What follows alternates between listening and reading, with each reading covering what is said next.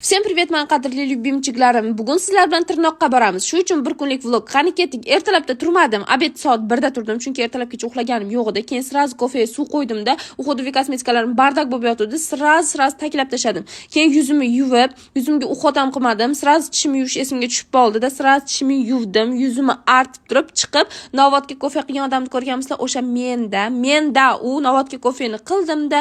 Nima qildim bilasizlarmi? Kechki paytga chuchvara qilishim kerak edi. Shu uchun masalliqlarni archib, taxt qilib, to'rg'ab qo'yib, keyin ketaman dedimda. Tezda hammasini to'rg'ab, archib, taxt qildimda, xolodilnikka solib qo'yib, zavtrikka o'tirdim. Zavtrikka bilasizlarmi nima qildim? Ha, aytgancha undan oldin idishlarni ham yuvib qo'ydim, esimdan chiqib qolibdi, shuni aytib qo'yish.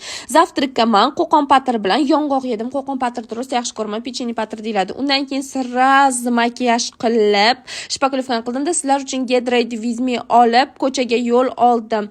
Shunday eshigimni qulfladimda, podyezddan tikir qilib tushdimda, borib mashina kutdim, mashina ham kelmaydi. Bir amallab yetib keldimda, tirnog'imni qildirishni boshladim. Qaranglar, o'rtoqlar, qana tirnoq qildirdim. Svetga kirganda rangi o'zgaradi, chiroyli. Shuni ko'chaga chiqsam quyoshda bitta mushu tovlanib yotibdi-yu. Tirnog'imni maqtandimda, jicha Suhrob aka bilan gaplashib o'tirdim. Suhrob aka bor yo'qol uyingga deb meni haydab yubordi. Mashinaga chiqdimda, uyga yo'l oldim.